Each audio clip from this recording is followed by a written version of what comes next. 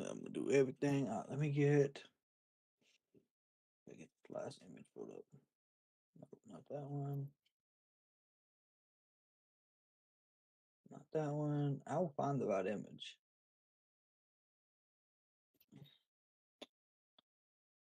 Image 4?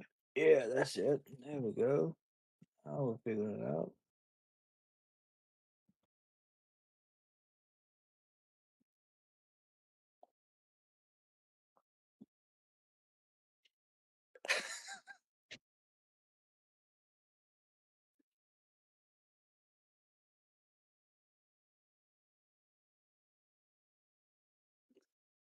Oh yeah, once you subscribe, you can edit. You don't think it is?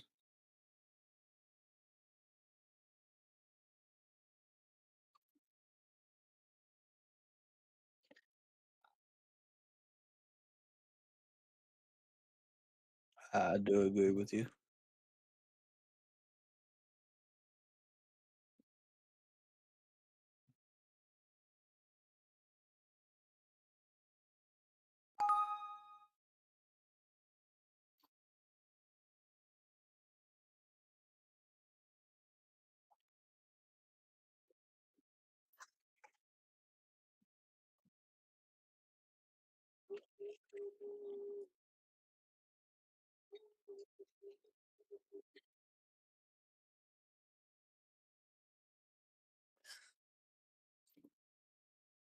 Some of the bots do not work correctly.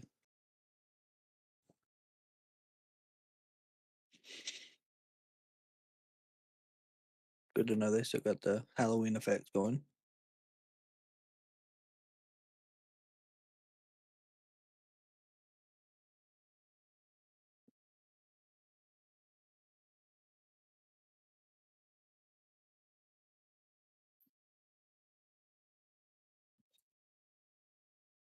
Yeah, let's go ahead and get it.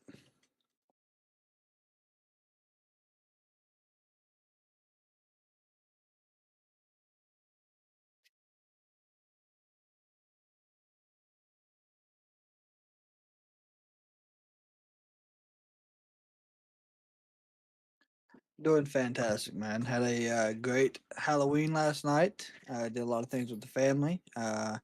Actually did make it back for SmackDown in time.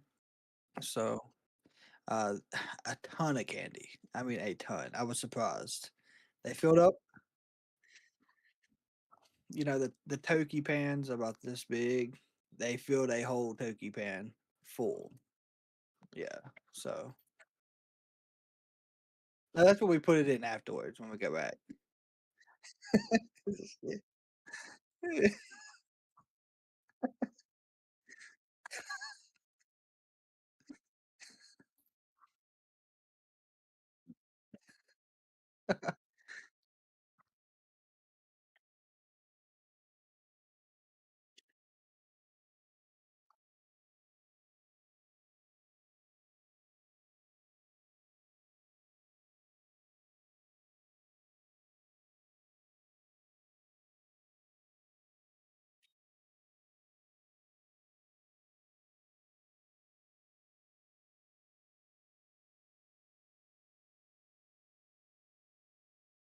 Yes.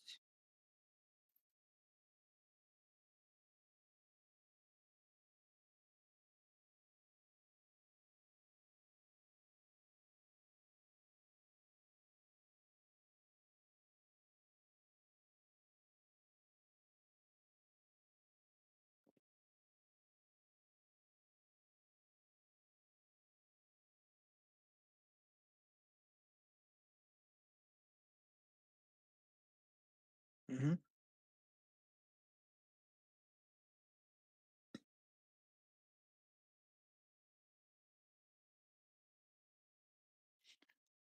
I mean, you can do a 2-hour show if these are your only two matches. I've been fucking muted this whole time on YouTube. On your end, they've heard it. It's good because he's recording it. So I'm laughing at myself. I'm sorry. Go ahead. it would have to be in my opinion, 3 hours.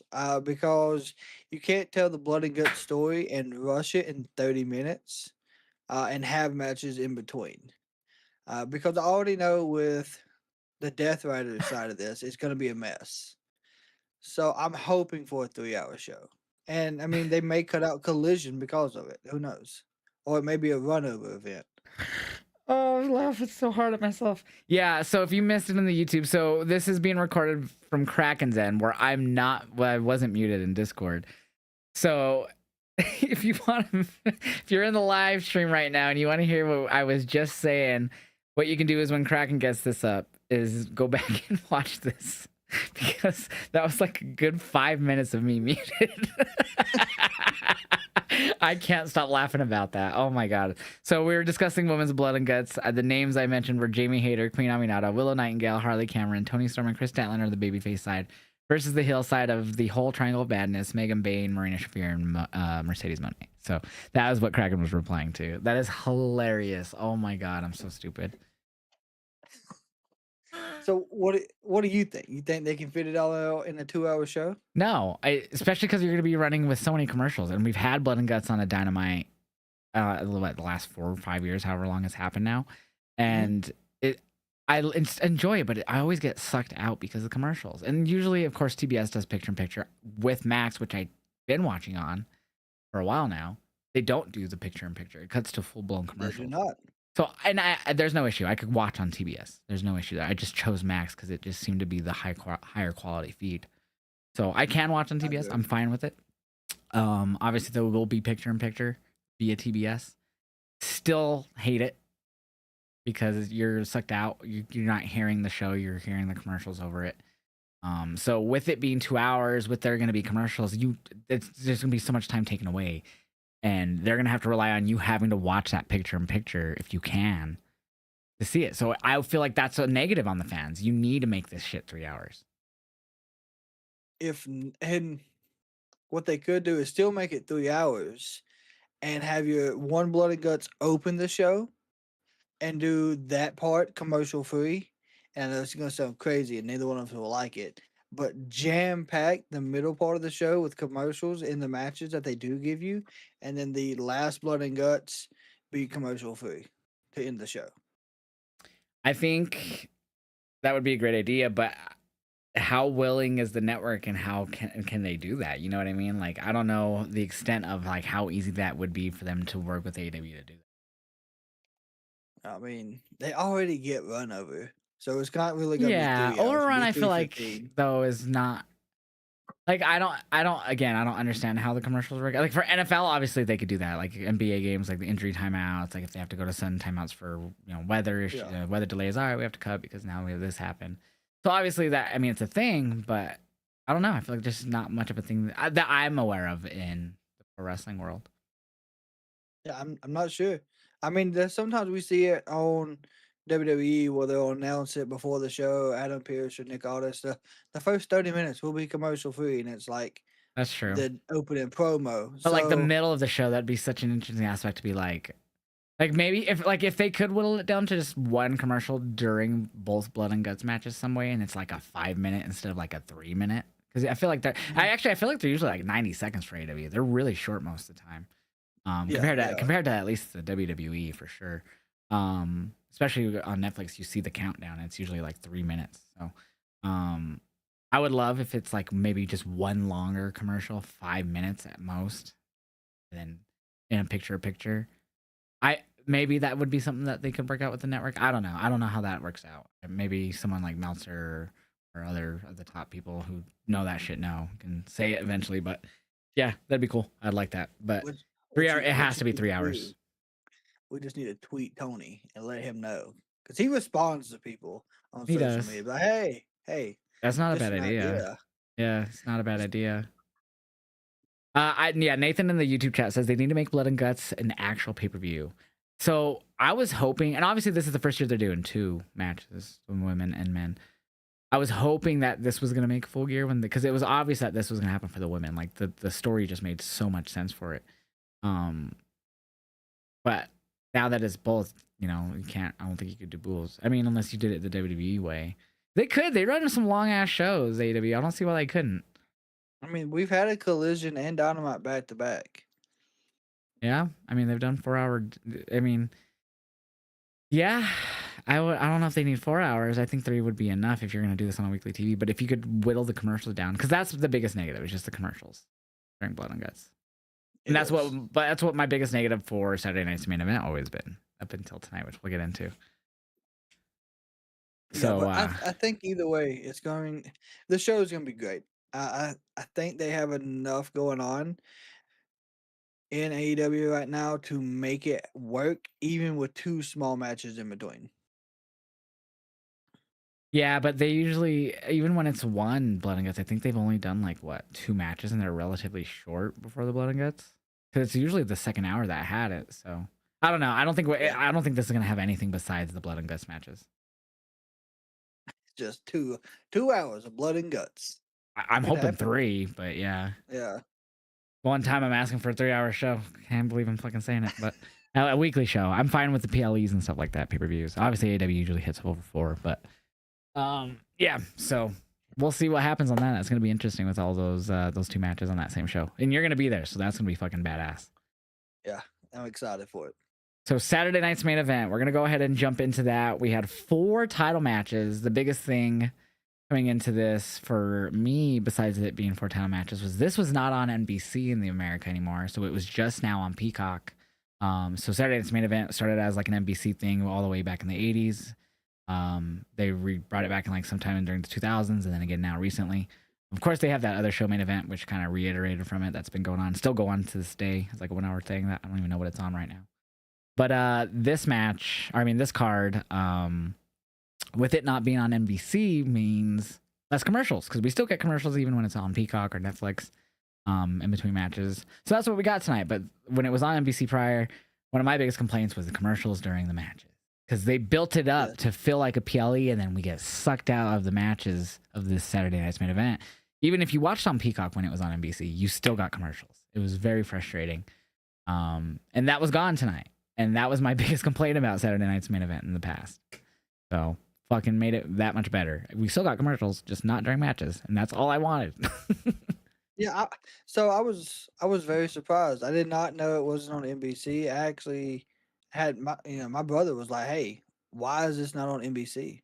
I was like, "I have no idea." I said it's on Peacock. I think because football is back. Saturday night, college football. I mean, is my guess. I have no clue if that's why. I mean, I'm okay with it being on Peacock. I think a lot of people kind of left Peacock when everything switched to 100%. ESPN. Yep. So that's why I was like, well, damn, I didn't know. That's what's so infuriating to a lot of people. We got, and we've talked about this, PLEs in America are on ESPN. NXT PLEs are on Peacock, as well as Saturday Night Main Events. Raw is on Netflix in America. NXT's in the CW. SmackDown's in the USA Network. It's so stupid how many different subscriptions, cable services, channels you need to watch and keep up with, at least even just the main roster. Take away NXT, you still have a lot of 4 different places to watch the show in America. But everywhere else, for the most part in the world, gets everything on Netflix, except for, I think Saturday Night Main Event for them was on YouTube, which is still great because that's free. I have internet? Cool, watch it on YouTube. You know? Yeah, that's true too. So they have it made, at least for the WWE product. We're all one place, dude. That's why I've been using VPN for the most part. I didn't use it tonight just because I have Peacock. I mean, and I don't have ESPN. I just have my Netflix, so I just watch everything on there. It's so much easier. Yeah. All in one place. I mean, yeah, and then I use the VPN now for the main weekly shows and stuff, and the PLEs now because I mean it's $30 a month. That's the only reason I don't have ESPN. And some months insane. WWE doesn't even do PLEs. I mean, this month, no. Technically, when WrestlePalooza, there was no PLE plan for that until like the very last minute, whatever month that was. I don't even remember anymore. Everything's a blur. Yeah, it was a last minute thing, I do believe.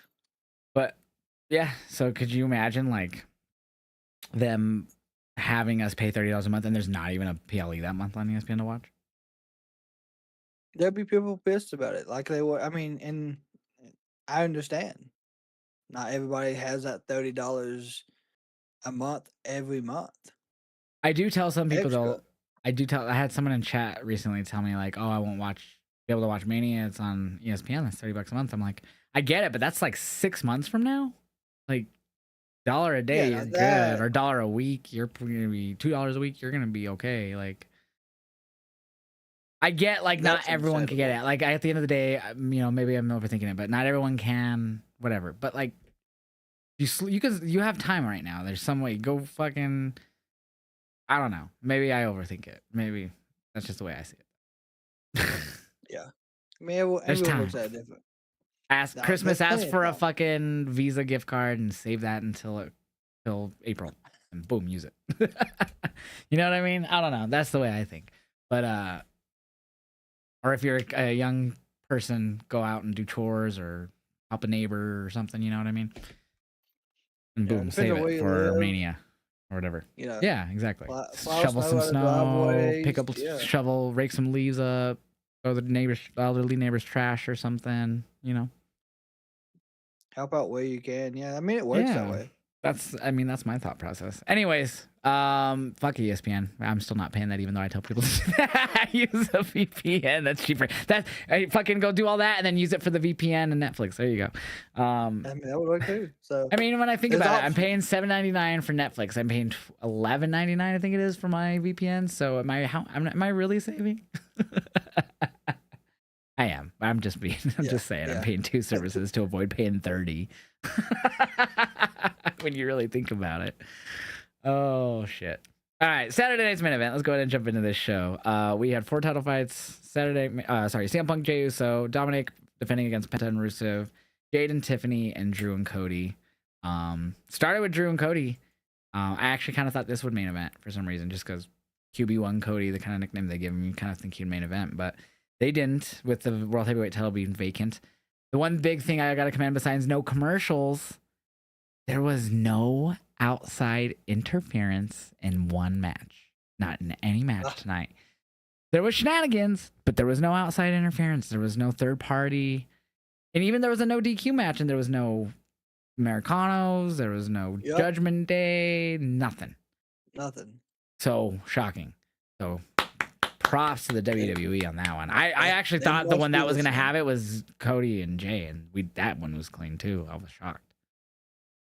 Yeah, I mean, I was expecting, like, when Rusev went to, like, he was building momentum, Penta was down, Dom seemed like he was out of it. I was expecting either El Grande or, somebody to show up, but no, I was really surprised. Dom was down most of that match. We'll talk about that here in a moment, but yeah, that was an interesting one. So Cody and Drew's, this was my match of the night, personally. I really enjoyed this match, and I really thought the ending was great. So this match was pretty good, pretty hectic, obviously with the stipulation being if Cody gets himself counted out or gets himself DQ'd, he loses the champion's clause of retaining. He would lose the title. And of course, Drew, if he cheated, obviously, it'd be the same old, he loses, doesn't get the title. So obviously he wasn't going to. He tried to goad Cody into cheating, tossed him the title after he brought it in. Cody didn't do it. But eventually they run into the ref in the corner. Ref goes down. Shock. That's when Drew gets the title, goes to hit Cody. Cody ducks. Drew, I believe, drops the title when that happens, or Cody hits him with like the might have been the disaster kick or the Cody cutter that made him drop it. One of the two. Eventually, we get to a spot. Basically, this is the ending. So we get to a spot where the ref is coming to. He's starting to get up slowly. He's not looking towards Drew or Cody. Drew is like trying to get the world title, the WWE title, which is on the ground, basically below him. He kind of moves it in front of him because he's trying to grab it. So he kind of like drags a little bit.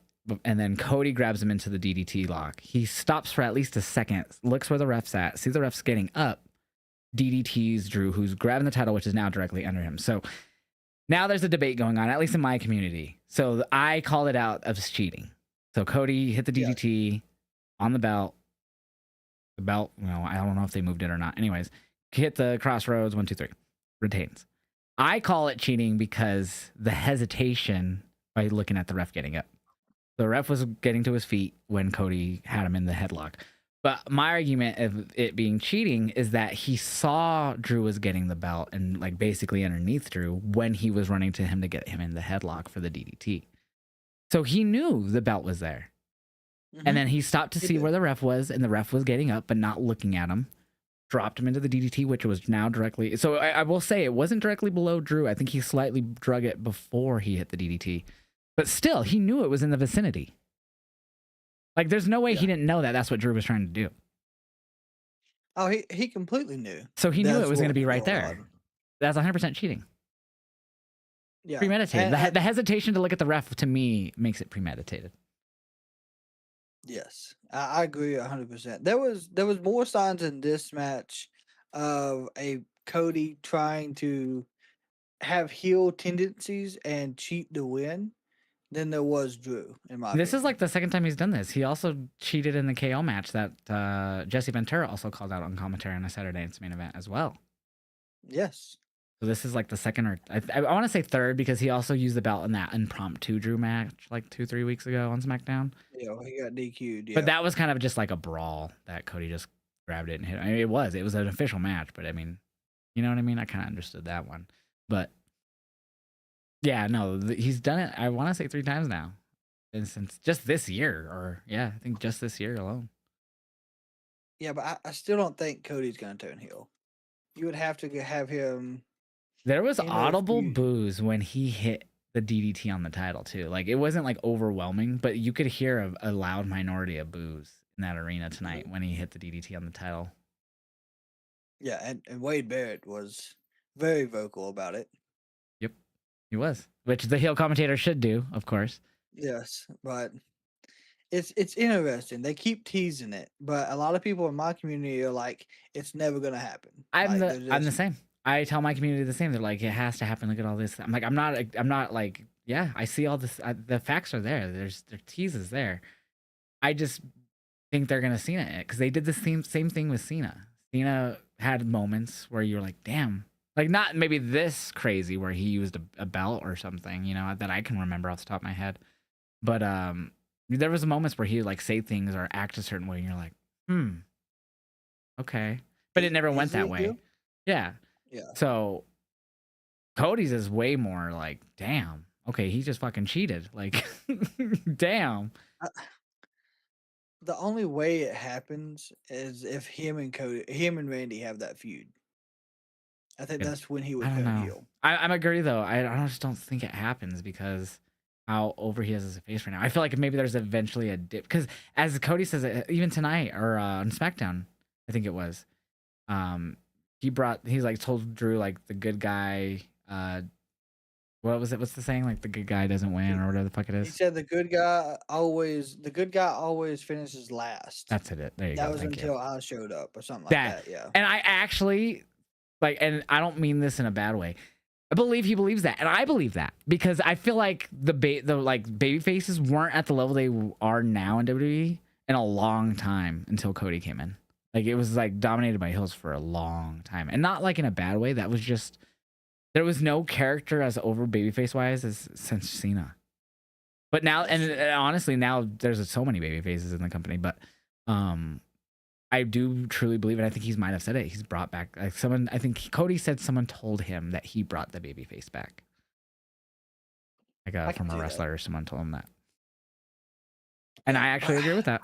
So that's what makes me think he doesn't turn heel, even though all of this is happening. And I want to say yes, he is. I just don't see it. After what happened with Cena, I don't think it happens.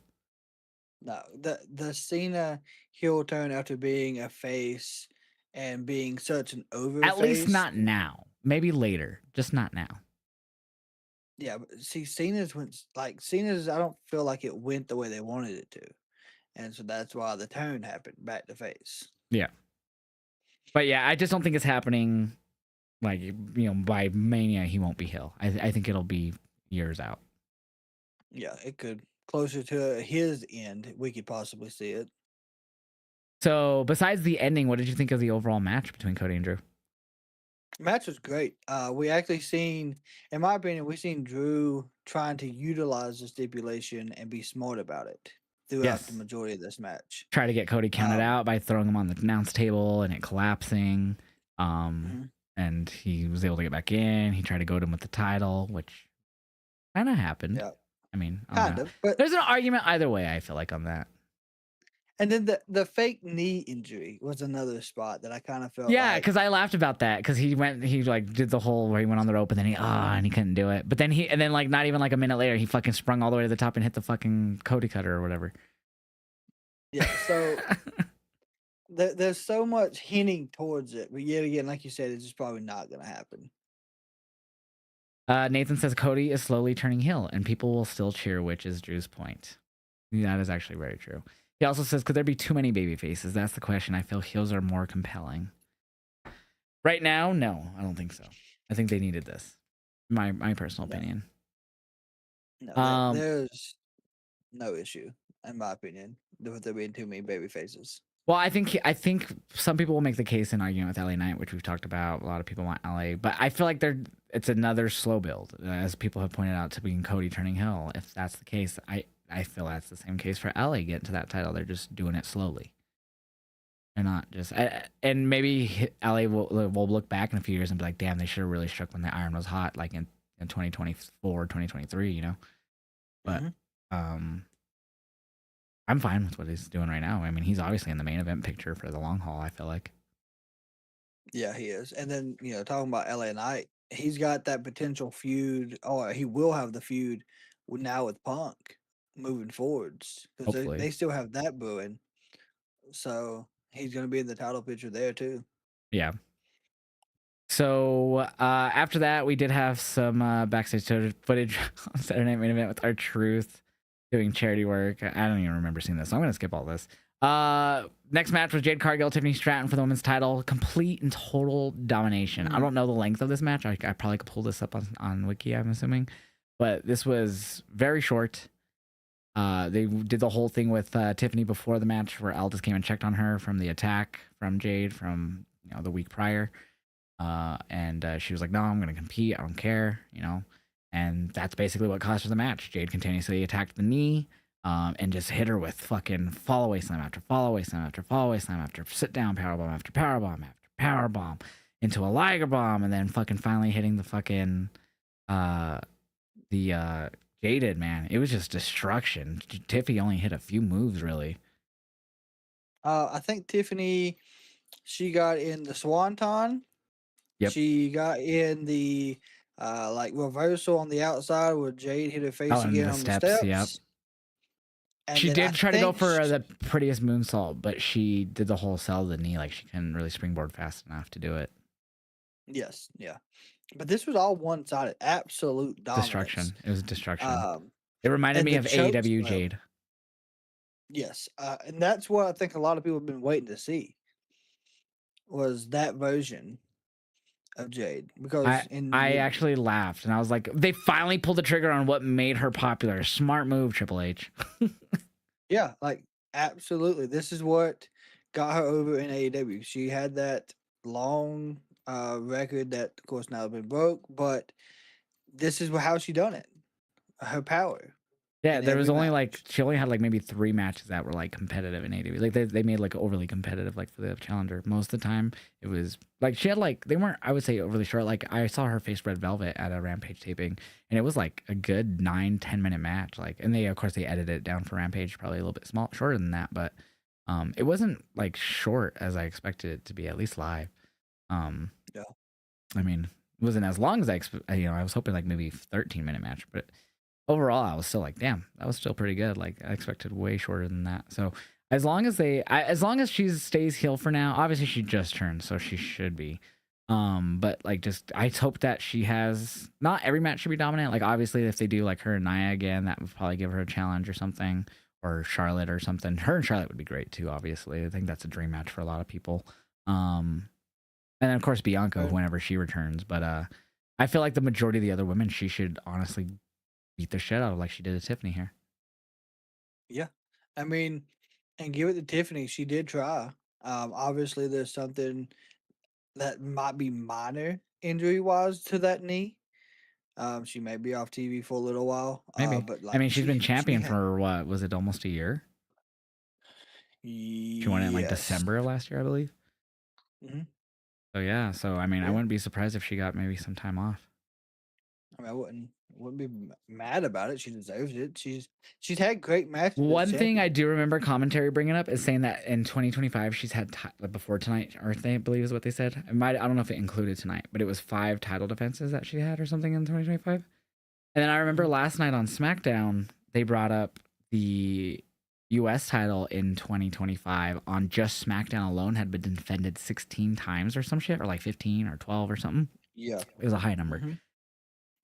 That was my biggest complaint about Tiffany's reign, is it felt like there was long periods of time of nothing, her just doing really a whole lot of nothing, and then rematching either Nia or Jade, and then you know what I mean. I So thought I felt like she had more than that.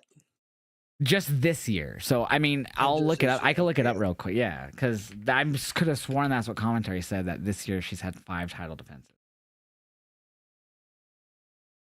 So and then when I thought about that the US title line, and I was like, damn, that's fucking ass. All right, so here I'm on cage match. So defended tonight. Um, she had that triple threat she defended in. The double count out with Jade. Hmm. SummerSlam with Jade. Evolution against Trish. That's 5 alone. Okay, so maybe I misunderstood what they said. Because that's already 5 right there. Because then she had the last woman standing with Nia at SmackDown before. I forgot what PLE that was. Anyway, so yeah, so I misunderstood what they meant then, because yeah, she's had way more than 5 this year, but she's had 11. So I don't know Yeah. what they said then. So I totally misunderstood. My bad. That was on me. Yeah. I mean, I felt like she had a good run. Her title defenses were just, I think, spread out. I think the biggest complaints was that she really didn't have anything besides the Nia and Jade stuff as like her stories, and it was just rematches. Like besides the Charlotte stuff, obviously, because that was the biggest one I think out of all of them. I mean, Besides yeah, when Jade looking at finally it, won. won it in January. Bailey, Nia, Charlotte, Nia, Trish, Jade. And I'm also happy that it wasn't like Charlotte or Bianca or like someone that's in the past. I'm glad it went from new champion to new champion for the like first champion, first Yes. champion. That's I feel like a rare thing in WWE, that we get a first time women's champion and then another first time women's champion defeating them after a good reign.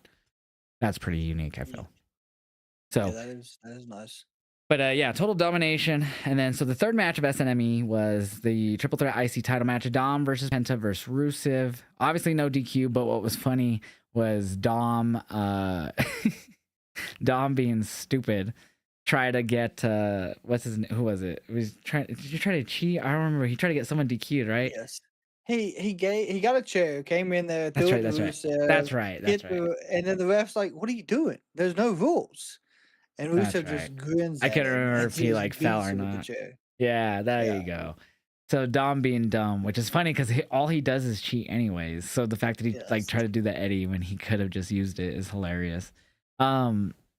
But this was like Dom was like out of the ring the most of this match. So like he'd come in, they'd basically he'd like maybe like hit him with something, but then they'd immediately hit a big move on him and he would just roll outside.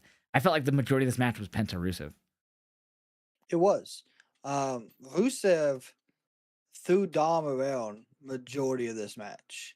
And I think there was a gut wrench, back to back gut wrenches, 2 or 3 fall away slams, and Dom went to the outside, and just a look on his face was like, "Holy shit!" Like, I feel like this was his most tested when it comes to power that he's had. I mean, I know he's went up against Rusev before, but I really feel like Rusev got the advantage in this match. Yeah, he was pretty dominant in this match. One thing that happened in this match, or move wise, that was insane was, and Penta hits it all the time, but his Penta driver on Rusev tonight, it was Oh like, my it seemed like god, he got yeah. away from his body more than other guys do. So it looked really crazy. It almost looked like he just basically let go of him midair, like as they were going down. So like he got him up, and Yes. it just seemed like he just like Penta was like, I don't know if he just like somehow got him way out there, but he just seemed to just fucking let go and he just dropped him. And I was like, oh my god, it was just so nasty. It, Um, I've never seen that one like that. Usually they just fall right in his lap. He was yeah, It was, and he spun more, and I think that may have gave it the effect too, because Oh like yeah, the momentum. yeah, and that's I mean it looked great though. Like if he was doing that not on purpose, like he could do that again, and I think it would look better Yeah, it was than just fucking the great. regular. But eventually, so we see Rusev has Penta in the I always call it game over because I keep forgetting what it's called in WWE. But The the accolade. accolade, there you go. So he has the accolade locked in, but then the bell starts ringing. So Rusev gets up thinking the ref called for the bell, Penta tapped, submitted, whatever, and he starts celebrating. The ref's like, I didn't call for the bell, I didn't call for the bell. And I knew right away. I was like, oh, it's fucking Dom because he was outside like for 5 minutes at this point. So like, oh, fucking Dom ringing the bell. And he's been using the bell hammer. So it just made so much sense to me. And so sure enough, they wait like a good 5 seconds and they finally cut. And it's Dom there with the bell hammer smiling because he got Rusev to let go of the submission, which is fucking smart, especially in a no It DQ match. was. That was smart. So Rusev comes out. He has the bell hammer, but Rusev beats his ass, takes him into the ring. He still has the bell hammer. Eventually, though, um, Dom still wins. Like you think that he wouldn't, but he still won. I actually kind of forgot the ending here. That's just why I'm kind of pulling it back up here. Dom crawls looking for the hammer. Penta stands on it. Okay, I remember now. So Penta goes to hit Dom, I believe, but he hits Rusev with the hammer. And then Dom sends Penta to the post, and he goes to the outside, hits the frog splash, 1, 2, 3.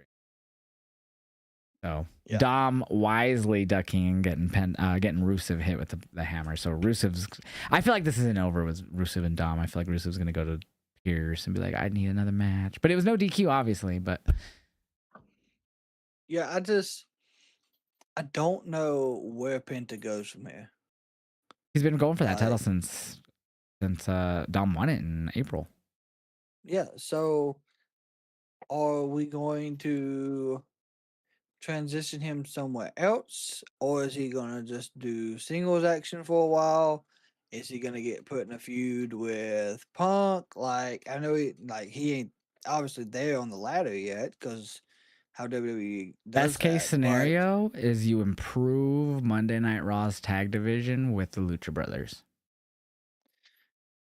yeah, unfortunately Ray Phoenix is feuding with the Wyatts right now. Where the fuck the Wyatt's been? Not the Wyatt, sorry, the MFTs. Cool, and that move him over to Raw. Let's get that run at Monday Night Raw tag team division cooking. I mean, yeah, it would That'll work for help. sure. It's time, man. It's time. It is, and maybe it'll happen after War Games because I feel like they're going to make a odd War Games match for SmackDown with how they're building stuff. I think they should just skip War Games this year and just do normal Survivor Series and bring it back next year. Every other year would be the best case scenario, I feel. That would be fine. I would be fine with not a War Games and traditional 5 versus 5. Yeah, that'd be great. Just mix it up every year. Especially because you're still using the Survivor Series name, but there's not even one Survivor Series Classic match involved. Nope, it's just War Games. So our main event. Actually, before we get to the main event, I almost forgot about this. We get told that we are going to be getting an interview with John Cena over the next few weeks, kind of revealing his thought process on his final opponent. But then it's revealed in a video package that they're going to be doing a 16-man tournament featuring talent from Raw, SmackDown, NXT, and maybe some talent who don't work for the WWE. So obviously, Yes. I got flooded with a few questions immediately. Edge being one of them. And my immediate response is, when they say that, talent that don't work for WWE, in my head, that means TNA, AAA, possibly Noah. Mhm. Nothing New Japan, nothing AEW. Obviously, that'd be great. I'd love for Edge and Cena. But that's not gonna. We're not gonna see anyone that's not in the partnership that basically WWE has going on with other companies. No, I mean you might see some independent people, Which would just be through but their ID, what ID, there you go, the ID program, whoever's all signed on, Cappuccino Jones, whoever, maybe. yeah, But I even doubt that. Like, if anything, I think, like, so 16 people, I could see maybe 4 from NXT, 4 from TNA. That's 8 already. That's half the field, and 8 from Raw and SmackDown. Yeah, 4 each. So That would make the most sense in my opinion. But you could also maybe do 3 from NXT and AEW and AAA, or even just 2 from AAA, and then the rest being wild cards. Maybe I don't know. I could see Mike Santana. I could see Joe Hendry being in this for sure from TNA. Maybe Moose, but I kind of doubt it. Those two I'm very sure on, Mike Santana and Joe though. Especially Joe. He's very vocal about facing John. Matt Cardona. Possibly, maybe Ziggs, but even Ziggler himself has said that he really doesn't care to work for this, like do the whole, and like he wouldn't say he wouldn't, but like he doesn't mind not doing it, like not doing the whole. I forget exactly why his reasoning, but he did say he's like, I don't need to do it. I don't need to be part of this NXT TNA thing. I'm fine doing my thing. I don't even think he's actually been like on any of it, has he? I don't think he's wanted to. Yeah. I don't know, but he did an interview and he talked about not basically like he hasn't wanted to really had the urge to do it, or something. I don't want to misquote him, but basically the gist is that he's fine with not being a part of it. Basically, That makes sense. but yeah, so I don't know. I could see from AAA maybe like Mr. Iguana or like La Parca too, just to kind of throw in some more wild cards. But yeah, I could see it mainly being a lot of people. At the end of the day, it's either going to be Gunther or Dom. I could see it being Gunther the most, though. Or I could see Oba being in it, too. Like Oba, Trick, all them. But I really think it's going to be Gunther. I don't want it to be Gunther because I feel as if John Cena should win his last one. He ain't Sting. He needs to go out on his back. I mean, that makes sense. That's just my opinion. I don't really care. That's just like if he does win it, I probably won't. If it's as good as Sting's match, because I honestly wanted Sting to lose. I thought he was. That's kind of the wrestling trope. Just you lose on your way out, you know. Yeah. And I mean, there's exceptions. Taker didn't, and Sting now didn't. But which those two make perfect sense, anyways. Yeah. But like if it's done well enough, I ain't gonna hate it. If you do it well, I'll enjoy it. If he wins, final match. Yeah. But I'm okay with him, and I think it should be, especially one of the biggest guys in the wrestling world. I mean, you could just copy what Sting. I wouldn't say copy, but you could do the same thing Sting did and go out winning. There's nothing wrong with that.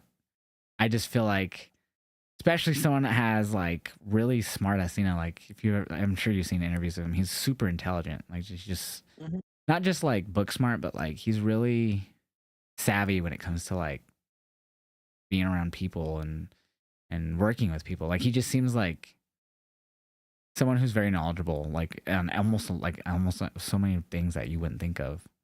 I don't know how to explain it. I'm not explaining it well. I'm sorry about that, but I feel like he would just be like, I want to give back. And the way that they did the interview was him saying that I want to do what happened to me on my opening night. Is someone giving me the opportunity. He obviously didn't win that, so it's the options there. But I'm just saying, like, I don't know, the way that he worded that video made me think that he's gonna put someone over. It would make you think for sure he would put someone over almost. I would love if he put over Gunther or Dom or Mello or some, Oba, someone young, someone in the 20s. That would work. I mean, it would. Bronson. I actually don't know the age of Bronson, but Braun Breaker's in his 20s. One of them. I'd love one of them to beat him. I guess I'm gonna be okay with the tournament. I like that idea, but I feel like there needs to be nobody in this tournament that he has faced. I wish that was the case, honestly, because I'd prefer that too. Like, if we're gonna do this, and it's someone that he wants to give that person a shot and wants to make them fight for it, okay, cool. In the last year, he's fought these people. Yep. Unfortunately, they can't be in it. That'd be cool, but we know it's gonna be. We'll probably have AJ will be in it. Randy will probably be in it. I wouldn't be surprised. Yeah, unfortunately. I mean, hey, Randy ain't been on TV in a while anyway, so yeah, he's a bona fide part timer too now. But yeah, so that's gonna be interesting to see how that plays out. We'll find out more, of course, on Monday about that. Who's all involved, I assume. And then CM Punk versus Jey Uso. This match ended clean. I expected some fucking interference, but it was a clean match. Punk getting the win. The ending was pretty good. They had Jay spear Punk through the barricade on the outside, get him back in the ring. They used each other's finishers. Jay hit a GTS, Punk hit a spear. They both got submissions in. Jay got the sleeper in that he used to beat Gunther at Mania locked in. Punk eventually reversed into the Anaconda Vice. Eventually, Jay gets out of that. A bunch of super kicks on Punk. Eventually, Punk was able to get the fireman's carry for the go to sleep. They did this twice actually, where he did the thing where he dropped down and like Jay fell on him, but Jay reversed and hit the super kicks on that. And then, but they did it at the end where he did the go to sleep. Jay bounced off the rope. Punk ducked down, picked him up again. A second go to sleep. Clean win. No one. No Bronze. No Paul. No Jimmy. No Roman. Nothing. It was a clean victory. I really thought we were gonna have something, and I commend WWE. We have shenanigans, but no third party interference. So thank you. Yeah, I mean, it is nice to see them have a clean match for the title. I'm okay with that, but I was really expecting it to happen. I was, Mm-hmm. if not happen during the match, after the match, Yep. during the celebration, Yep. or at least the music hit and they stand at the entrance. Yeah, And so I thought since it didn't happen during the match, so they did the whole pyro celebration and the thing on the Titantron, the new champ. I expected, okay, here comes the Bronze, here comes Paul, or here comes Jimmy, or something. Mhm. Nothing. No, Total celebration ending, which I'm fine with. I just really expected it tonight. That's how often it yeah, happens that I expect it. yeah. So I'm expecting Monday during the celebration. That's when it'll happen. Yeah, 100% for sure. But what did you think of the match overall? Match was good. It was a slow start, Yep. filling out for sure. And then it really sped up. And once it sped up, it feels like it was running. They were sprinting, but it wasn't like it sped through everything. There was one spot that I felt like they kind of improvised, but then it looked like it was an okay. When he went to get that second GTS after Jay popped up off the rope and he kind of fell, and he put him right into the sleeper hold. I thought that might have been like an improvised sleeper, but it looked like it was supposed to be done. Yeah, So commentary it brought up was how he clean. defeated Gunther with it, so I thought it was part of Yeah, it for sure.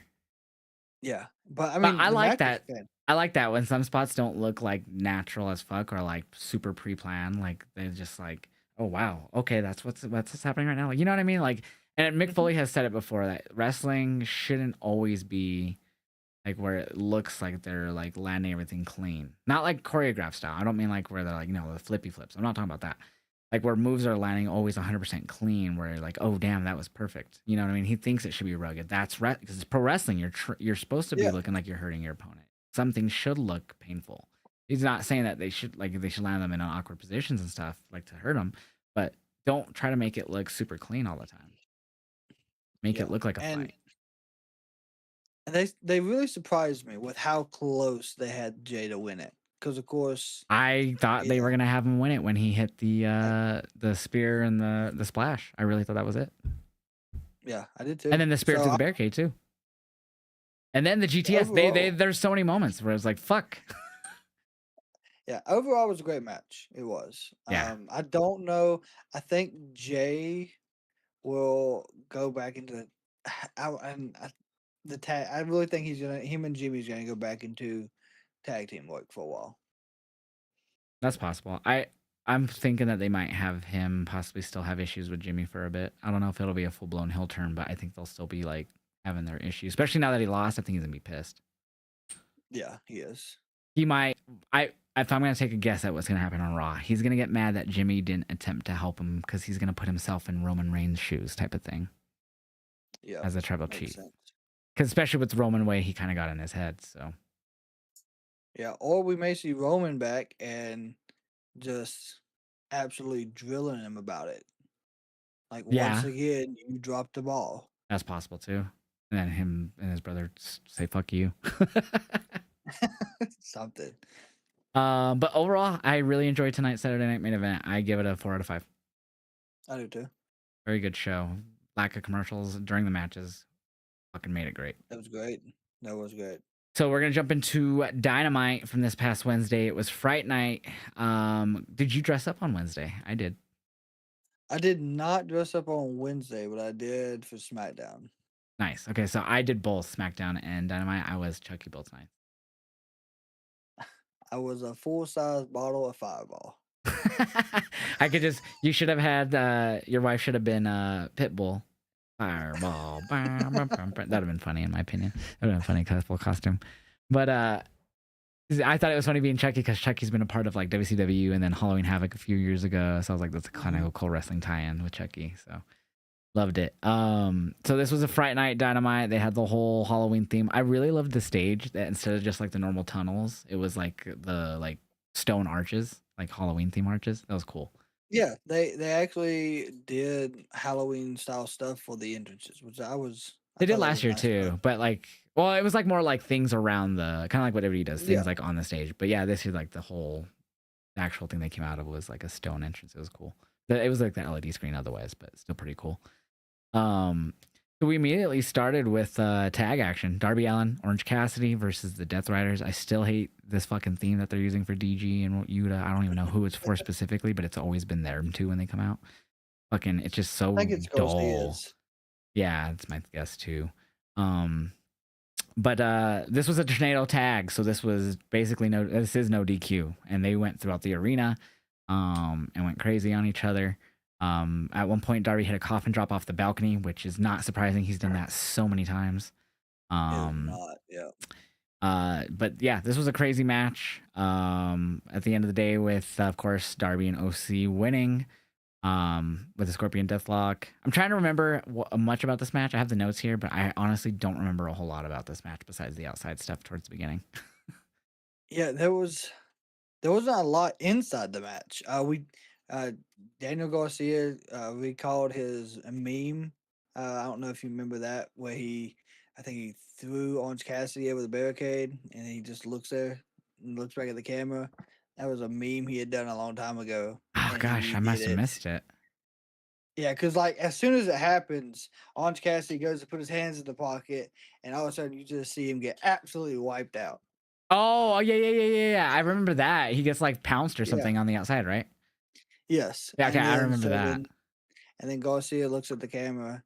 Either it was a new like him trying to do like being like a meme, or it was something he had done in the past. But I know it was like the Oh, okay. crowd I really don't. I don't enjoyed think the I saw spot. when you did that, but I do remember OC getting wiped out. Yeah, it happened right before he got wiped out, or right after. They also put Orange Cassidy through a table. Wheeler Yuta did. Splashed him through the table, which was a dick ass move. He did. I He love did. OC, so I Yeah. get mad when he gets beat up. But yeah, so I mean, crazy match. The one with the Scorpion Deathlock over on Wheeler because he's a bitch and of course he always taps. Um, yeah, I mean, I don't really have much else to say about that. I honestly don't remember a whole lot about the match besides that. Uh, I mean, other than it was really just to set up more stuff afterwards. That's all this match was for. Yeah.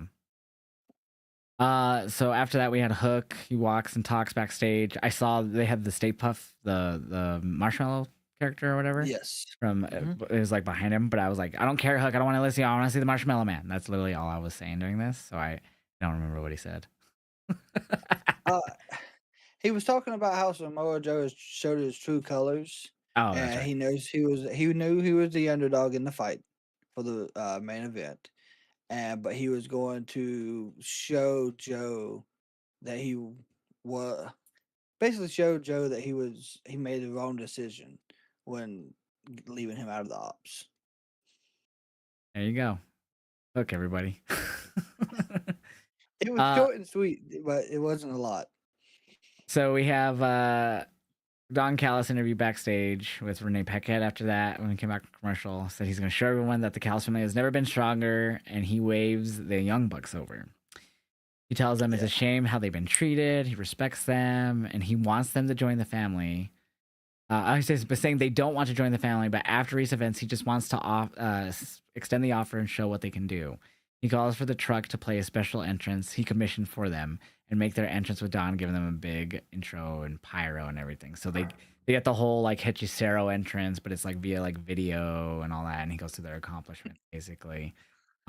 Pretty cool though, and they got their whole theme, so they didn't get in like any like craziness. It was like typical Bucks. So they're probably gonna fall for it. I mean, they seem to enjoy it when it happens. So I hate it, but Yeah, I do too, but I like that Don Callis gave that entrance because the way he does heads to steroids, it's annoying as hell, but it's it's funny. creative. It's hilarious. Yeah.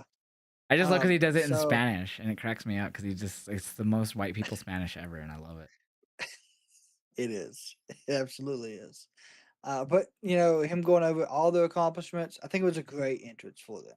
Yeah, it was really good. And I could see them using that more, especially if they do join the family. Oh, 100%. I think they are. So that was obviously that jumped right into the number one contendership match to face Brodito at Full Gear. And it was FTR versus Jet Speed versus Jurassic Express versus the Young Bucks. And my God, was this great. Like, tag team wrestling is back in AEW. Like, it felt like they weren't doing much with the tag division for a while. And holy shit, is it fucking on fire. And ironically, it was with 3 of your OG tag teams here. I guess you could call FTR OG. They didn't come in until a little after it started. But with obviously Jet Speed a part of this, one of the best new additions to the tag team division they've ever had. This match was insane. Like, it was just crazy. It felt like a PWG. Yeah, it was nonstop from the time the bell rung. It was chaos, which absolutely showed why these 4 were in the match to see who could fight Bodito. Oh, it was 8 man, but yeah. Yeah, these 4 tag team. Oh, my bad. But Yeah. but either way, like any one of them could have won this match, and it would have been a I great initially I match. was like, well, you got 2 heels, 2 faces teams, and then you have Brodito who's faces. So I was like, it's obviously gonna be one of the heel teams, Bucks or FTR. Like, that was my default thinking. So, and I it mean, was they actually did a really good job at making me think it was gonna be FTR for a moment. I mean, Young Bucks for a moment. Sorry, it was FTR, but they did a good job at making me think it was gonna be Young Bucks for a moment. Especially when they went for the BT trigger on Lucha, but then Jungle Boy or Jack Perry, he dived in and ate it, which was sick. Yeah, he did. But yeah, this match there was so many crazy spots in this whole fucking match. But yeah, so FTR they've and sadly pinned Jet Speed or Kevin Knight after Shatter Machine. But there was just so many crazy spots in this match. Like, I honestly would have to read this whole thing again just because there was just so much. Yeah, I mean, Kevin Knight with the UFO splashes was a close pin for that as well. Yeah, they Like did a whole there, super kick party and BT trigger on Kevin Knight and he kicked out. yeah, It's fucking insane. and then I don't think Stokely got involved in this, which is another great thing. No, I don't think. No, he didn't. But yeah, no, fantastic match. I'm surprised he didn't. I mean, FTR won anyways, but yeah, he didn't at all. I think he was ringside, but I don't think was he on commentary. Yeah, he was on commentary. That's what I'm saying. Yeah. That I do know. Yes. Yeah. So no, he did not get involved. But yeah, I'm excited. Brodito, I think will probably retain, but we'll see. I could see FTR winning, then finally setting up Christian and Cope versus FTR. So. Oh God, yeah, and then For the title, I mean. Cope for the title. I mean, the first time was okay. They didn't need the titles. I'm okay with that. But like this time, yeah, they'll I definitely guess do the they title. could do it. Yeah, I'm fine with it too. And I think honestly FTR will be in a transition run to give it to Cope and Christian because who knows when they're gonna retire. Yeah, that's true. I mean, everyone's fucking retiring right now, so who the fuck knows when they're gonna call it? They may be done 2027. Cena we're losing, AJ soon, Tanahashi, fucking who else said it recently that they were thinking about it? Bucks said they were thinking about it recently. Like generations calling it, man. Joe said that he might just totally disappear one day, not even say anything. That's it, bye. Not even say bye, just ghost us, go to get milk and never come back. The way it came off to me, man, he's gonna do what my dad did. I have trust issues, okay? But I mean, there is a lot of people retiring. I mean, there's so many young people that are able to 100%. now fill the shoes. So facts. That's why I want Cena to lose. So many young people coming in WWE. I don't mean it maliciously. I just mean so many young people in the company that he could put over. Same thing with fucking Hope and Christian eventually. Yeah, that's true. But yeah, so after that, we come back from commercial after that match, and we get the Don Callis Family Summit. Of course, Takeshita's not there to start. He's the only one missing besides the injured ones and Andrade, who can't Yeah. even appear anymore. For a um, year. yeah, for a year, I guess that sucks for him. So we get this summit. He says there's a lot of speculation about problems between Okada and Takeshita, and he's here to dispel the myth and answer 4 important questions. Rocky Romero asked first, who is the Don Callis family? Which I was like, oh my god, this is what this is.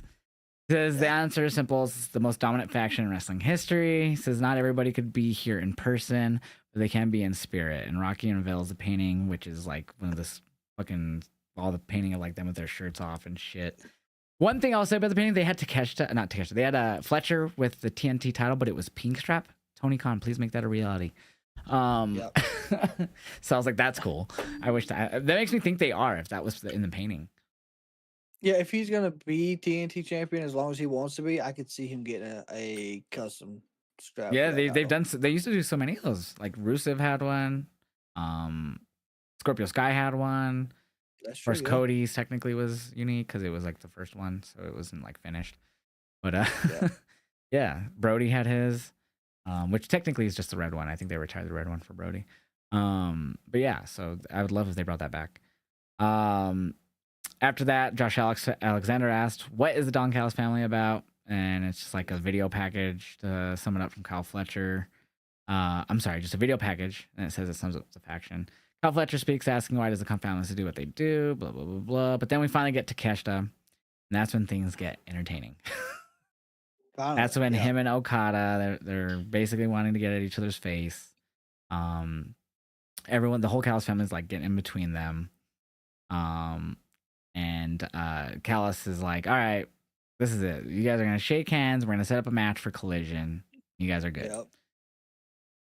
Keshta puts his hand out. Okada slowly lifts his hand up. It turns into a middle Even the finger. bird. Yeah. And of course, that's where everyone's like, hey! And they all have to separate them because the tensions rise. But yeah, the first part I did not care for at all. I was just talking to my cousin. I was like, this is so stupid. And then we finally got to the fun part, and I was like, yay! But yeah, half that segment didn't need to happen, in my opinion. No, it didn't. I don't know why they're slow building this as well. It's gonna Okada and obviously lead Takeshita. to Kesha winning the unified title. Yes, They've but been building this for like over a year now. my thing is it gonna happen at Full Gear or like you've said in the past, All In? Oh, it's gonna go at Like, All are they In. gonna? I don't think All In's till August next year too. Yeah, it is, and it's in London. Yeah. So that's my And guess.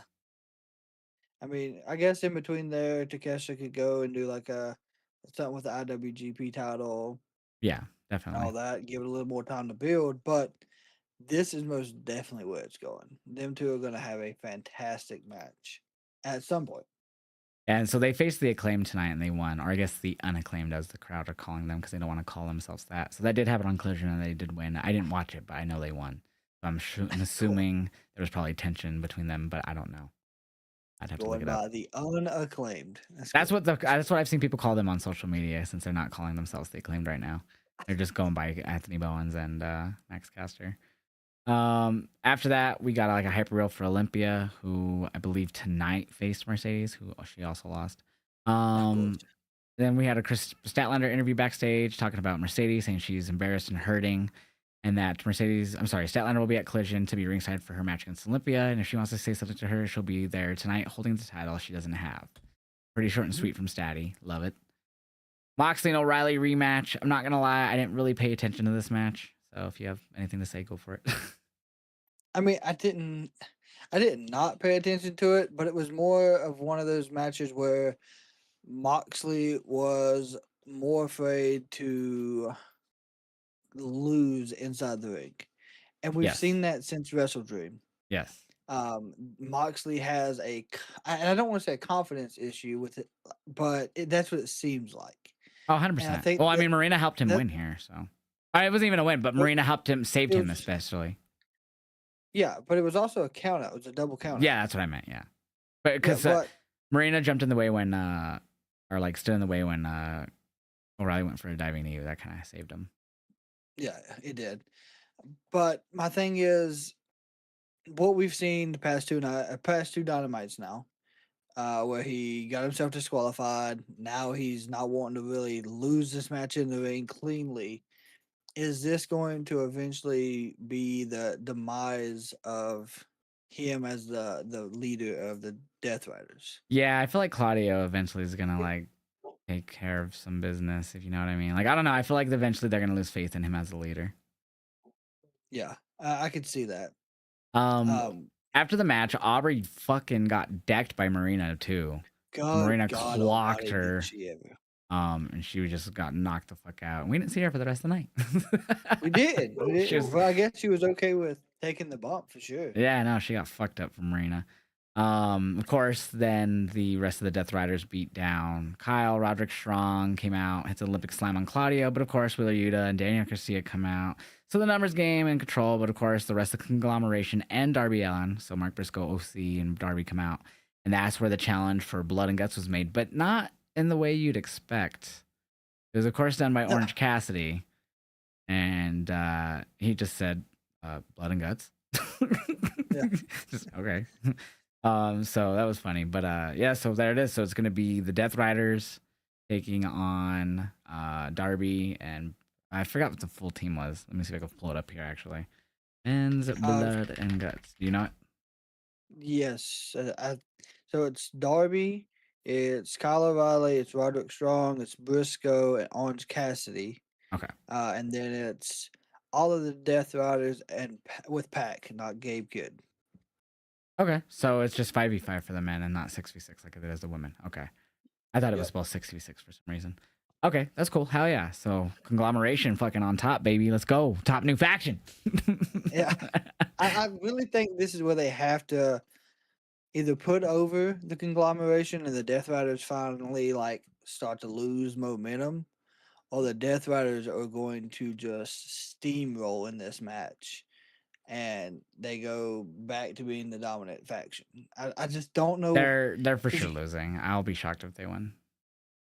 who the Death Riders or the conglomeration. Death Riders. I'll be shocked. Death Riders win. Okay. At least I think.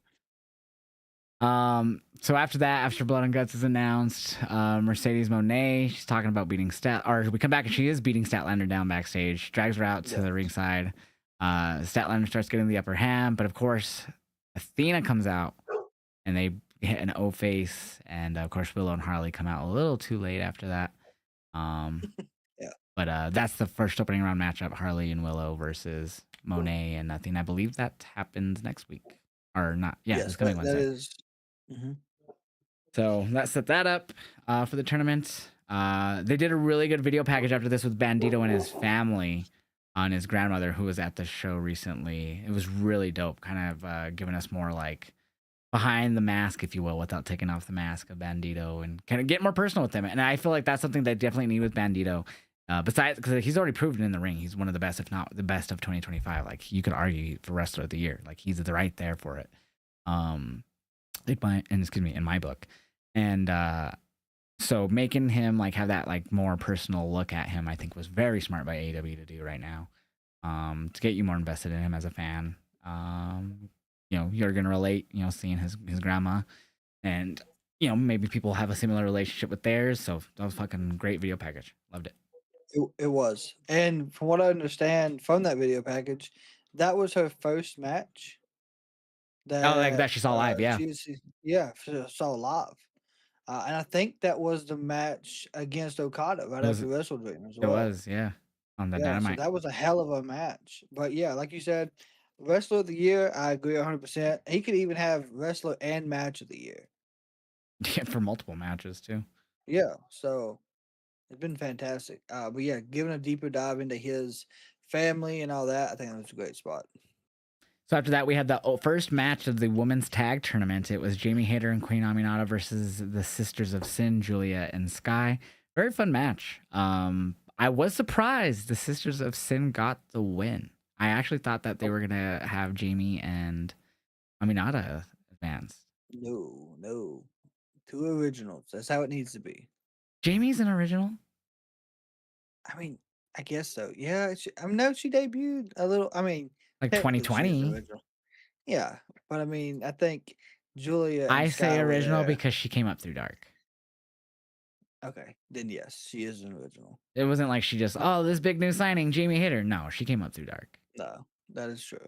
Okay, So that's an I OG agree in with my you on books. that. Yeah, I agree with you there. But I feel like Julia and Sky Blue, they have been there. Like they've been a tag team for a while, and Yeah. Julia's done her own thing with Brody and Buddy, and now Yeah, with Julia was definitely Brody. OG. I don't remember when Sky signed, but Julia's 100% OG. So I really think they're going to make it far in the bracket, but I Tekla did think help I know them win who here, wins. I believe. She did, yeah. She Yeah. speared Jamie Hayter, which they did Oh, not yeah. show originally. No, they did. So commentary fucked up here. I remember because I laughed. So I think it was Shivani or whoever. It might have been Excalibur.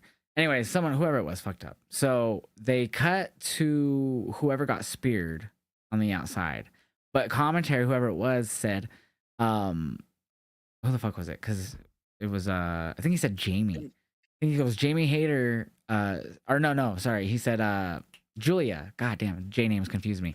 Julia spearing whoever the fuck it was on the outside. And he goes, "Oh, I'm sorry, that was Tekla. Tekla with the spear." I'm assuming the blonde confused him, but obviously there was yeah, different gear. Like Tekla wasn't even wearing anything close to what Julia was wearing. So I like laughed. I no, was like, because that was obviously Tekla. Like they showed her it hit the spear. was. Like they cut right as she hit the spear. And I was like, oh shit. And then he said, I was like, oh, and then Julia with the spear. I was like, that's Tekla. And then he's like, excuse me, Tekla. And then he got all excited. I was like, how did you miss that? But I really did think Jamie and Queen were gonna win. I really did. Yeah, and this will build up the feud for Blood and Guts because of course now, of course, with us knowing the Yeah, teams, they're all part of it. they yeah, they're all a part of it. So they're gonna be a Um, big focal point. so they advanced in the tournament. I forget. I'd have to pull up the bracket who they faced the winner of. It might have been the Harley and Athena one. I don't remember. Who they faced the They're winner of. on the left side of the bracket, so they will fight the winners of I'm pulling it up. Athena and Willow, I do believe. I'll Because verify you are.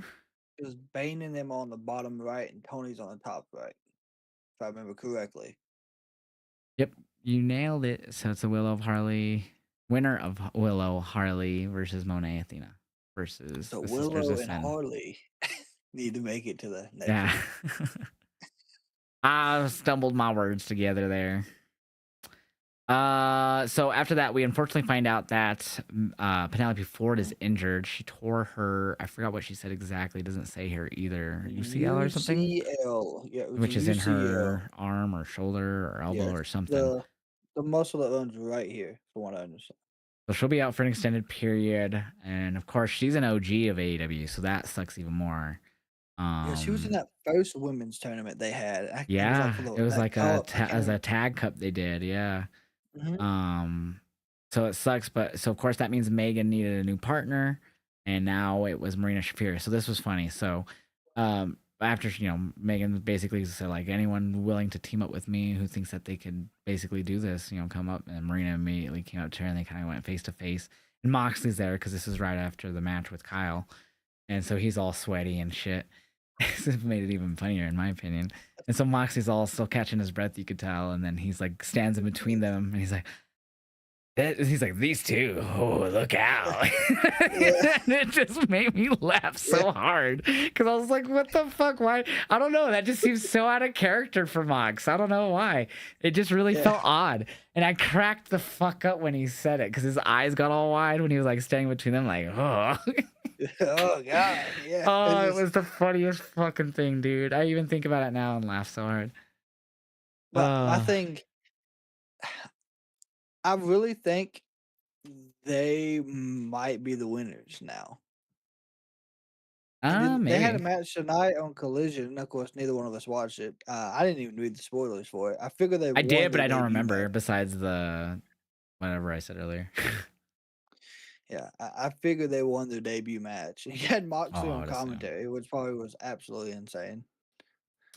But yeah, so I'll have to go back and see that or like go see what happened. So after that, we had our number one contenders match, which is our main event here. which Mhm. was a very interesting. So, at least afterwards, I mean, the match was good itself. It was pretty crazy. There was even a spot people thought was unplanned where Bobby Lashley like basically slapped. I forget exactly what he did. Like hit him on the outside or like pushed him to the outside or something. And he told him to calm down, and people thought it was a shoot because he was going too fast or something. Apparently, it wasn't. Yeah, I don't even know yeah, he how was. people thought that was part and wasn't part of it. Yeah, Bobby Lashley was attacking Ricochet, and Hook was just hitting him on the back and stuff. And he gets in his face. He was like, "Calm down," And throws like him to the outside or like belly to belly him or whatever he did. yeah. And then he looks at the camera after that and says, "I'm sorry, Taz," and then throws him hard as hell into the barricade. Yeah, and people thought that it was a shoot. No, it was not. But yeah, But yeah, no, the really match good was. match. It was really good. Really showcased everyone well. And it was funny when they first announced it. I was like, odd man out, Hook. But he actually looked really good in the match. Not gonna He lie. did. He looked really strong in this match. I honestly I knew Joe was gonna win. It made sense after him beating down Hangman at the pay per view after the match. You know that it was gonna probably be him again. So I figured he Yes, was gonna win this here. He did. He did the coquina clutch on Hook, to make him submit. But I really during the match wanted it to be Bobby. Bobby was I getting was really so over in wanting. that match. I was wanting it to be, if not Ricochet. Ricochet, yeah, Ricochet is who I was wanting because he had all the moments, like, he was there for, like, to break up the pins, he hit the 450, Hmm. he he had the momentum in the match, and it would have been a absolute curveball that we would not have thought was gonna happen True. between and then, of course, he got taken out. I think he got speared, and then the red rum or some shit, but yeah, Dodgers. the That's all I'm gonna Dodgers. say. Home run, baby. 4-3. Sorry, the game seven's on right now, y'all. I have it up on my phone. Home run, baby. So 4-3. It is the top of the eighth. So we are coming to the nitty gritty. Last two innings, 1 point game. I had to just say that. I just witnessed the home run. So, but continue. I'm so sorry. No, but, you know, I feel like Hook, after seeing him in this match, I really feel like his time with Joe paid off because, of course, he kind of got that. Obviously, the bad concussion was out for a while. We all know that. And now he's been working with Kingston a little bit. I really feel like he's going to be a good contender for Kyle Fletcher. That's actually, yeah, Ricochet versus Fletcher would be amazing. Yeah. I'd love to see that. So after this match, of course, they did an impromptu contract signing. Oh, yeah, So just right away, my I guy. really liked this. I love that this wasn't like announced prior to the match. I love that they didn't say when or would sign the contract after. So obviously, with it being Fright Night, Tony Schiavone was dressed up as the Phantom of the Opera, which he did back in the day in WCW at a Halloween Havoc. So kind of a Mhm. callback for Schiavone, which was really cool. And then during this, and there was a couple times, and you could go back to my VOD on Twitch or Kick and YouTube and literally see me saying before the reveal happened at the end of the show. There was a few times when they do the whole like, all right, he signed the contract, they go in the ring, they grab the beer or whatever the fuck they grabbed out of the thing. Mhm. There was a few times where Shivani's talking about like saying whatever he's saying, and I heard a second voice saying what he's saying, but it was deeper, and I called it out. Yeah. And I remember Rick's like, maybe it's just some technical issue. My cousin who was with me, I was like, maybe because I didn't notice like when Shivani was standing in the ring that it was someone different.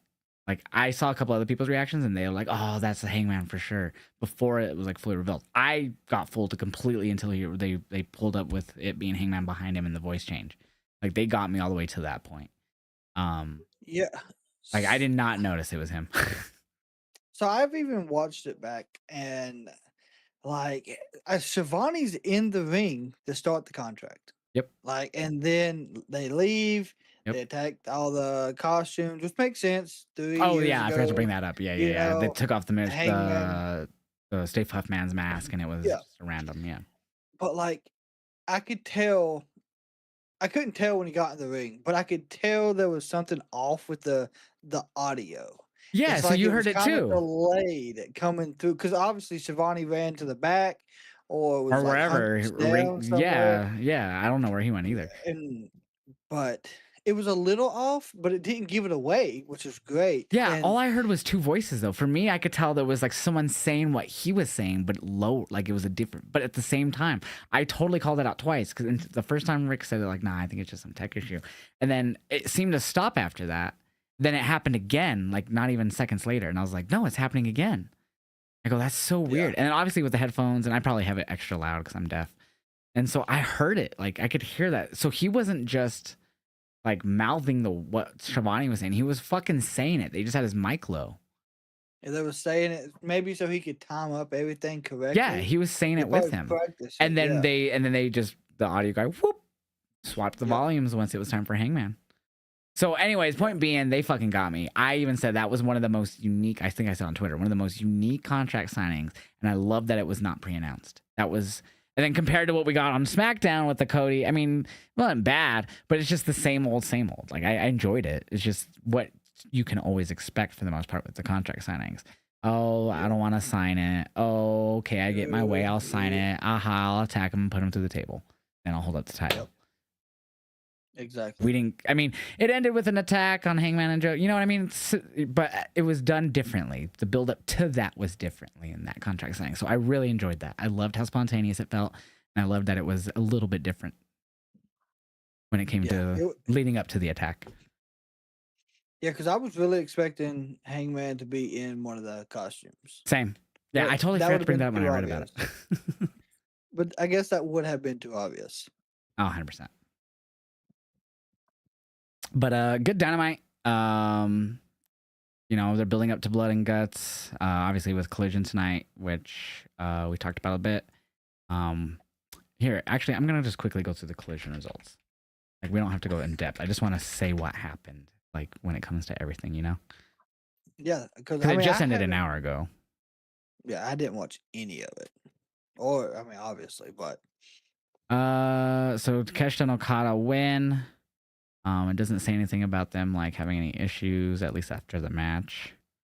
Of course, Mercedes beat Miss Olympia, or Miss Olympia. Statlander was on commentary. I don't know if they did the spot where they like talk to each other on commentary and the wrestler. I'm assuming they probably did. That's kind of the typical trope when you're on commentary. I don't see it though, but I'm not kind of just skimming. They started each other down after the match, Monet and Daddy though. Marina and Megan beat Nixon Newell and Miranda Lees in the tournament. In advance, seems like it was short because the article, or at least the paragraph's really short compared to the rest, at least. Wait, you said Marina Shafir and Megan Bain defeated Nixon Newell and Miranda Lees. I don't know if it's the tournament, but it doesn't say tournament. I'm assuming it was. Yeah. Okay. Sure. I'm probably wrong, but I mean, yeah, that's who they faced was Nixon Newell and Miranda Lees. LFI. Oh yeah, it was the 6-man tag. So LFI versus Mark Briscoe, Roderick Strong, Commander. Oh wow, actually, I thought LFI was gonna win. Mark Briscoe, Commander, and Roddy won. That's surprising. Oh wow, nice. They did an MXM casting call. I did not read about this initially. But it led to a match against the Bang Bang Gang. Of course, which Ace Austin's now part of, and the Bang Bang Gang won. Then Bandito versus Mascara Dorada for the ROH World Title, I believe, was the main event here, and Bandito, of course, retained. Mm-hmm. So those are all the results, at least. Okay, I mean, that match with Dorada was probably good. 100% probably was. I guarantee it. So SmackDown, we'll just kind of skim over here because we already talked about Saturday Night's main event. The one thing I want to talk about for sure is the Ilya Dragunov Open Challenge against Nathan Frazier, because thank God they're still doing this Open Challenge because that was fucking great. Yep. Yes, Nathan Frazier had a really good tweet about that match today. I don't know if you saw it. That in I believe it was 2021 or 2022 or like recent, a couple years ago, he had a match against Ilya that was really short on NXT. It was like 5 minutes. And he was really upset by it because he didn't really feel like he could do what he wanted to do with Ilya. And now he got to do it for the U.S. title in an Open Challenge, and just how he was really glad that he was able to show everything that he wanted to show then, now, and exceed all the expectations that he had. So really cool. It was a really cool post. I kind of, I feel like I didn't give the post justice. Really go check out his Twitter. It's on there. But man, what a fucking match. They did a really cool swerve too at the start of the open challenge. They had Nathan initially answer it, but then Ciampa immediately interrupted that. So they kind of went back and forth, and then Ilya settled it by saying, "Well, Nathan did come out first." So it did lead. That's how Nathan got it. So that was cool. I did like that they kind of had a little argument leading to it instead of just, "Oh, okay, I got here, let's go." So that was cool. But damn, fire match. Yeah, absolutely. There was a spot in the match where Frazier, I think, hit the Phoenix Splash. Um, hmm and I really thought he was gonna win it. I really like. It would have been an upset for sure, but like this match, it could have been on Saturday night's main event. As that's how good it was, in my opinion. Oh, 100% could have been a Saturday Night's main event. But yeah, great match. I'm glad they're still doing this because it's giving people like Praxium, I'll say the team name itself, and just other people that you don't normally see in these singles matches are getting these title opportunities in great matches. And it's something John Cena started, of course, 10 plus years ago or whatever it was now. Mhm. And so I'm glad that Sammy brought it back, and I'm glad they're letting Ilya continue it. Yeah. What I would really like to see happen though, and I think we talked about it before. This is where you could use those people that's kind of like been visiting catering for a while, like Tony D'Angelo and Oba, Oba. because they've had great matches with Ilya in the past. Honestly, I wouldn't hate if they like even had like they could have even did like since it was a Halloween episode. I would have not been mad if it was La Parka. Honestly, Yeah, that wouldn't have been bad. Yeah, I would have loved because that. LeBarca would have had a great match. Yeah. Or even Mr. Iguana, whatever. They would have worked great. Or even whoever from AAA. I feel like any of those top guys, El Hijo del Vikingo, Dr. Wagner, whoever. Um, but yeah, no, I really like that the open challenge. I hope it can, and we know it's happening again next week. They did announce it for next week, so we just don't know who it is yet. But yeah, Yeah, that. great fucking match. That was the best match of SmackDown. Yeah, it was. It absolutely was. Main event was And great though everything too. that Actually, happened. main event was really good. Oh wait, I'm thinking of the wrong show. I'm sorry. I was thinking of the not Nikki, Alexa and Charlotte. I'm thinking of that tag match that happened. Oh no. Yeah, I got mixed up. Yeah. But yeah, other than that, on SmackDown we had Carmella versus Kit. Obviously, the Miz got involved, but it didn't make a difference. Carmella still won. But of course, then he went and hit a skull crusher finale. Told him it's not over till he says it's over. I can't wait for it to be over. Honestly, between these two. Yeah. I I don't know. I mean, I understand why we're doing this feud now because, of course, they Mhm. attacked each other. But Yeah. like, Carmelo, in my opinion, could have took the U.S. title off Sammy. Yeah. Oh, 100%. Like, I understand. I'm fine with them putting on Ilya, but like, I feel like they've just been mid carding Carmelo since he showed up. Like, I mean, when you look at everyone who's come up around the same time or like not too long after or before, mostly titles for them. Like, Hmm. I mean, Ilya just barely won his because he was gone for a year, but Ilya, Braun, fucking Stephanie, Julia, a lot of the recent NXT calls have been faring well, I would say for the most part. But he's one, and I wouldn't say he's like not doing great, but he's just not as featured as much. Yeah, I don't understand why. I'm hoping that changes. Hopefully, his feud with the Miz, once he gets out of that, it'll push him towards U.S. title. That might be what happens. So after that, there was a backstage interview with Lex and Bliss where they talked about the Kabuki Warriors, who said that if they have a problem with them, they know where to find them. Of course, that set up the Nia and Bliss match, which we got here a little bit later. There was a backstage interview with Sammy, or not really an interview, but he's chatting with Nick Aldis, says that he wants to be in MCMG's corner for their match against MFT tonight, but of course he wasn't cleared. And Cody rolls up and he congratulates him on that U.S. title run that he has, saying the U.S. title challenge was awesome, blah, blah, blah. Of course, I'll skip the Cody part. Oh, actually, no, because Nick does ask Cody if he attacked Jacob. But of course, he says no. He knows he has to ask. He likes Jacob, yada, yada, yada. Yeah. But after tonight, I don't know. But so after that was the Bliss Nia Jax match. Really nothing to talk about, I feel like, in this one. There was a few moments where Nia, during the commercial, if you watch on Netflix, Nia had like Bliss on the middle rope, like her like neck or whatever, and she like twerked on her back while she was on the Yeah. rope. That was pretty Sure funny. did, yeah. That cracked me up. But I will say Charlotte helped Bliss cheat. Yeah, She caused a interference. distraction. And I had some people in my chat saying, like, that's not cheating. I'm like, you can't distract someone. Just because she doesn't touch her doesn't mean that's not cheating. You distracted her, giving the upper hand to the other person. That's cheating. Just because you physically didn't get involved doesn't make that okay. Yeah, but why are we making our tag champs look That's what weak? I want to know. I didn't get that. I'm assuming they're just trying to make Nia look strong. I mean, 'Cause- wouldn't it be better if she put over Alexa, the tag champ? Yeah. I mean, she did. Yeah, I mean, yeah, she did technically, but Sorry. But I mean, I Your just don't reaction to feel that as was if funny.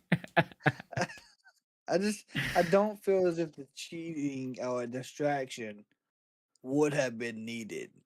Yeah, I agree. I don't think it needed to be, but I It's do not think. like Nia's gonna And it was, do a and it was 2-on-1 even, it was just, handicap. it was like a roll up too. It was like a, I don't even know. It wasn't even like a, she Yeah, hit she like the, it wasn't like she hit Twisted Bliss or anything. She's like one via like a, kicked her in the quick roll up. calf. Yeah. Kicked her in the calf. She fell off the turnbuckle and she just rolled her up right there Yeah. in the turnbuckle So area. that's why I feel like it was just protecting Nia from like a clean loss. Yeah, had to That's have my been. guess.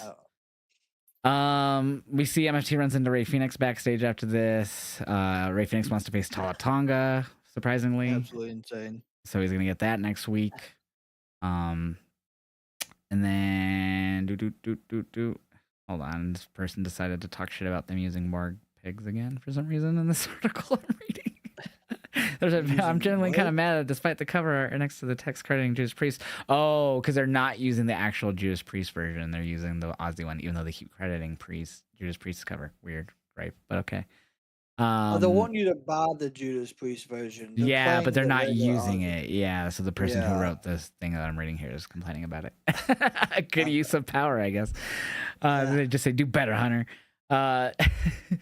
We see Damian Priest talking about Aleister Black using his wife and stuff like that. After that, really nothing too big here, I feel like. Set up a mixed tag match. Yeah. Damian Priest and whoever he's with. Lola Vice. Yeah. Yeah. That makes sense. Versus, you got your wife, well, I got my lady or whatever he says. I don't know. Yeah. I got my I don't know. He can't say mommy because that's Rhea. Anyways. Yeah. All I say when I say is hola lola because it rhymes. But yeah. After that, we see Tiffany Stratton. She runs into Julia and Kiana James. It seemed like they were going to be setting up some type of match between them, but I think Tiffany, now that she lost, I think that's probably not happening for sure. Unless Tiffany returns heel and joins them. That'd be cool, honestly. It would be. You think that's a tease for that, maybe?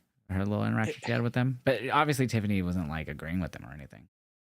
No, I mean, it could be. Tiffany's going to come back heel, I do believe. She'll come back as the way she left NXT. At least I think that's what will happen. That'd be dope. I'd love if they did that. What I think this is really setting up is that Nikki Cross, which happened at the end of that segment. That's right. She was standing behind them. She is most definitely going to challenge Julia. We also saw there was a backstage segment. We haven't got to it. There was a backstage segment where Rowan was standing behind people last night as well. I forgot which one that was. It might have been for the MFT and Ray Phoenix. That's right. Because I didn't notice him till the last second, and then I noticed someone was just like, it didn't look like someone just randomly like walking or like look like, production person. Like I noticed it literally right before it cut from that segment. I was like, whoa, who's that standing there? It's like I just realized they were just standing, like looking menacing. And then my chat was like, that's Rowan. I was like, damn, I can't believe I didn't notice him till the last second. But so I don't know. I find it weird that like after all they did with the MFTs and the Wyatts, like before the Saudi pay-per-view, that we haven't really had any follow-up. I feel like. And I thought it was going to happen tonight, but it didn't. And we also had there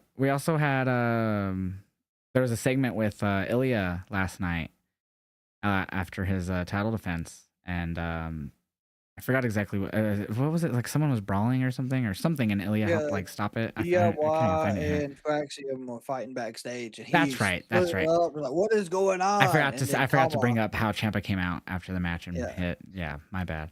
So we saw.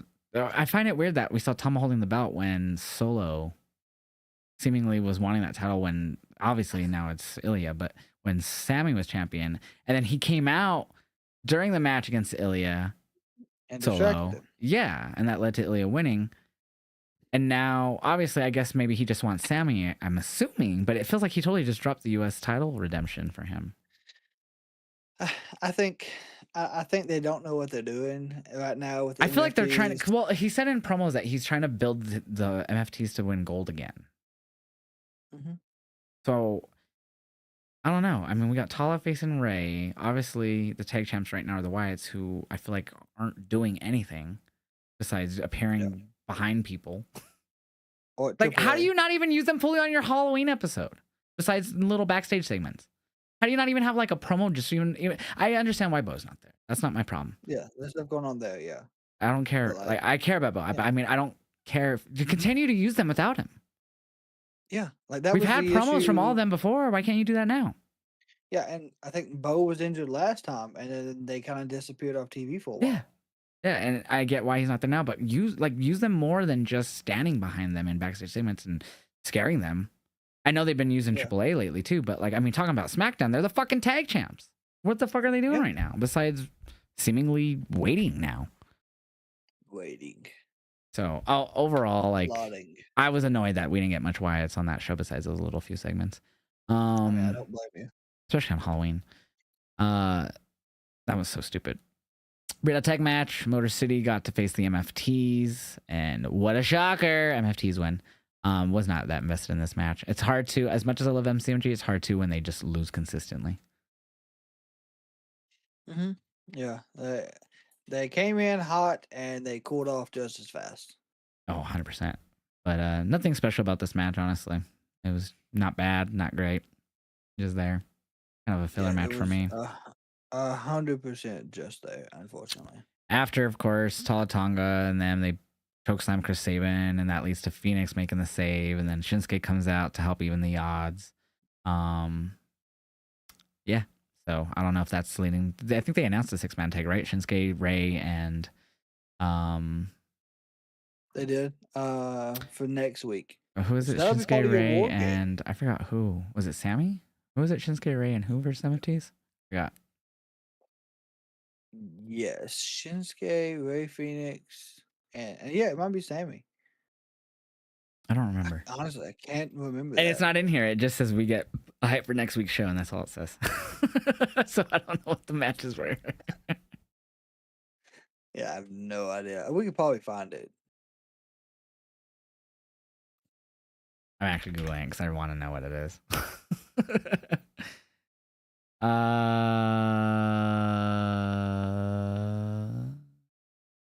Can't find it. All right, well, it's happening. I remember. Anyways. Yeah, it's happening. Then the for sure. contract signing happened, so we know what happens with Saturday Night Main Event, so there's really no need to discuss that. But not a bad go home SmackDown. Obviously, the Ilya match was the highlight, in my opinion. Some of the backstage stuff was pretty solid too. But yeah, it was more of a filler SmackDown in my opinion. It wasn't really. I mean, it's not like PLE, but Saturday Night Main Event, you know. Yeah, it was a go home show, but it didn't really build anything, in my opinion. And it it it built the Cody stuff, but Yeah, it didn't give us anything other than, hey, MFTs might do this. and I'm not into them right now. Really, I'm I'm not. not either. And then the only questionable thing, like, what the hell are we doing, was the Alexa spot. Like, Yeah, why I did she didn't need get that. Charlotte's help?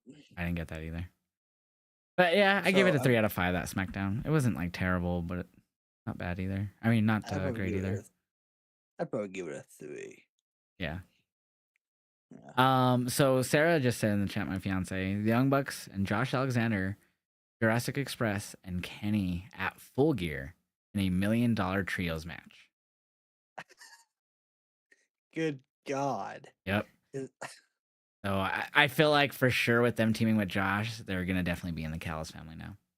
I mean, I know they teamed with the Callis family and Death Riders in the past, but like I feel like after what happened Wednesday with Dawn and the Bucks and the whole entrance, that's gonna Yeah. and now this helping them. Like I feel like they'll probably win actually. I feel like the Bucks and Josh will win. They'll get that million, and that's going to give them more incentive to be part of the Cal's fam. Mm-hmm. Yeah, unfortunately, I mean, Kenny can afford to take the loss, in my opinion. Jurassic Express, I I guess, mean, can. I'm not against it. I love Kenny, but I hate to see him lose. I'm not against it though. He'll have a big match at World's End in Chicago. Probably. But that's gonna be interesting. So I didn't know that was announced. So that should be Full Gear is towards the end of the month. I think the 22nd. We're about a little under 3 weeks away, I believe, or 3 weeks away Yeah, actually. yeah. Full Gear is getting packed already. Yeah, and we still have a few weeks to build. I like when they announce a lot of stuff early like this instead of the last few weeks or like the last Yeah, week. it gives you time to actually see the build up. Like, hey, here's your matches. This is what's gonna happen, and now for the next 2 weeks, we're gonna see absolute chaos till we get there. Yeah, it's gonna be Like interesting to see how they shuffle, how they not shuffle, how they juggle the build for Blood and Guts because it's the same week. We have 2 big events happening in the same week, days apart. Yeah, it's gonna be interesting, especially with you got your women's world champion in there And the and TNT, your TNT, and I still think she should defend that one, but she won't. but the TNT, she Not at defends full. it pretty Yeah, regularly. Oh, I Full know, Gear, but she probably won at full not. gear. Yeah, Probably yeah. not. I mean, they She's not have to gonna. have something for the women at Full Gear. If you're not gonna have Tony defending or Mercedes, like what else could? I mean, not Tony. Stat. I'm so used to Tony being champion. Like what are they gonna do? Like what is gonna happen with the women? You got 12 of your women. Obviously, you got Ty J available. I mean, I'm assuming they come out healthy, which I Yeah, would pray for God, I it. But hope it's so. blood and guts. Like I'm assuming they're gonna do some crazy shit. God, I hope so.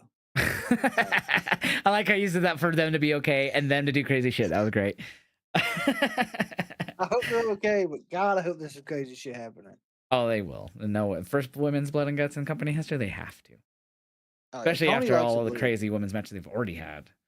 Yeah, and Tony is not afraid to take a bad bump either. But I'm interested to see. Like, off the top of my head, I can't think of what else they could do for the women out at Full Gear. The finals for the tag titles. Yeah. Single wise, I guess I can't think of anything. I did forget about the finals. But you can't just have that. You have to have more than that. I feel like as long as people are healthy coming out of Blood and Guts, they'll definitely have like maybe Fallout, like a pre-show match or something. Maybe one of them. Yeah, they'll figure it out. I feel like they could do a trios match, like maybe the sisters, or what are they called, the Triangle of Madness versus someone or something. Triangles of Madness, Sisters of Sin, Yeah, so They go by I two don't know. different names. I'm just worried that they won't have enough women's contests at Full Gear now. That I think about it. I didn't think about that till we brought that up. Technically could go for the TV. Oh yeah, TNT. Stat is facing Monet at Full Gear for the women's title. Thank you, Jose. I don't know how I forgot about that. And you didn't even say anything either. I didn't either. I didn't. We're dumb. Oh, that's funny. Yeah, so there you go. Thank you, Jose. I totally spaced that match out. Dude, that's the second time. Okay, I think I've told you this story, right? So at All In, at what do you call it? The fucking meet and greet shit. What was it called again? Yep. Starcast. So at Starcast, Yeah, Starcast, I think yes. I might have told you this. I just can't remember. When we met Stat, we went and did the meet and greet with Stat, and my dumbass forgot she was number 1 in the Battle Royal and like she was in a match. And so I told her, I was like, I hope that to see you tomorrow, like at All In, forgetting she was in that and number 1. And she was like, I'm in the Battle Royal. I'm number 1. And I was like, you are. That's right. I forgot. Like I just totally admitted. I just blanked. Like I was tired, whatever. I just forgot. And then I forgot what else. If Sarah's in chat, she'll remember the rest. But I forgot something else. Right? I said, oh no, I told her not to. I go, can you do me a favor and not beat up Willow? And she goes, it's every woman for herself. And I go, yeah, but there's going to be so many other women in there. And she goes, okay, I'm done with you. So that's the second time I've forgotten that she has a match at a PLE this year. Oh my God, our pay-per-view. Oh, okay. Son of a bitch. I suck. And I call myself a Statlander fan? Jesus. I mean, she's had great matches at all her PLE. I know. It's just funny that I've done that twice this year. What the hell? because we was talking about Mercedes not defending the title. I and we was know, trying to but I figure out can't believe what I she forgot she could. was. And she's a women's champion. I'm a terrible fan. And you even said that Tony's not defending, and you're like, oh well, she's not the champion. Oh my no god, more. I did, and I totally forgot that that Stat was a champ. Jesus, I suck, dude. I'm the worst Statlander fan in the history. Oh my god, dude. She's gonna send me to Planet fucking Loser. Damn, I'm embarrassed. Oh god. But all right, that's it, man. We have Raw on Monday. I don't think we have any PLE this coming week.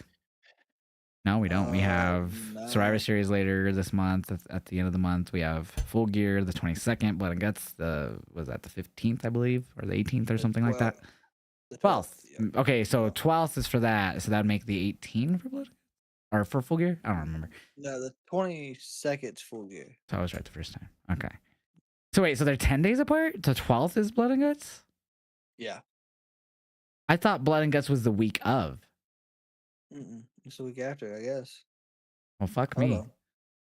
No, I think you're right because yeah. Well, shit. Yeah, Full Gear is the 22nd. Yeah. I totally thought it was the week of. Anyways, that makes it a little bit better then. I totally thought it was the same week. I was just saying too. One of my things was I'm nervous, like who would be ready for the pay-per-view because it's the same week, but it's not. I mean, still, it's only 10 days, but still. Anyways, all right. Where can people follow you at, man? That's it. I don't think we have anything else to talk about besides all the shit next week. They can follow me on Facebook, Instagram, Twitter, Twitch, TikTok, and Kick the KrakenWrestling as it is here on YouTube. Did the Dodgers hit a homer? I'm sorry. You guys can follow me. I'm just looking and I saw was like a glove in the crowd catch a ball. 4-4, top of the ninth. Holy shit, Game 7's insane right now. Oh my god, dude, this might go to extra innings. Holy shit. Oh my god, this is crazy. All right. You guys can follow me everywhere. Josh Vibes Up. Subscribe to me on YouTube. Follow me on Twitch, Kick, TikTok, Instagram, Twitter, Facebook, all of those lowly places. I do have a Discord. I think all the links are down in the YouTube below. If you were watching this on my stream, sorry, like the first 5 minutes I was muted, but Kraken, when he does get this up, we'll have my audio because I wasn't muted in Cord. So we'll have that proper. Good. I'll let you guys know when that's up. But yeah, thanks for watching. We'll be back on Tuesday, I believe, next week for talking about Raw, NXT. I mean, shit, that'll be a quick show. Let's go. Yeah, we got this locked. Yeah, no PLE. So on Friday, all we have to talk about is Dynamite and SmackDown. Yeah. And I might actually watch Collision next week. Let's go. Unless there's like a big UFC card. I don't know. But well, yeah, there probably will be. That's what sucks about Collision being on Saturday this time of year. That's the last thing I got to say. It's just too much sports going on right now. There's a ton, yeah.